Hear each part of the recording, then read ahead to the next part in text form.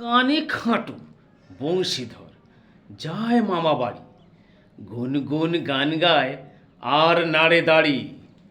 চলেছে সে এক মনে ভাবে ভরপুর, সহসা বাজিল কানে সুমধুর সুর।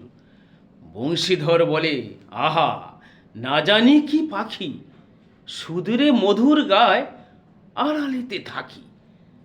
দেখো দেখো সুরে তার কত বাহাদুরি, কালোয়াতি গলা যেন খেলে কারিকুরি।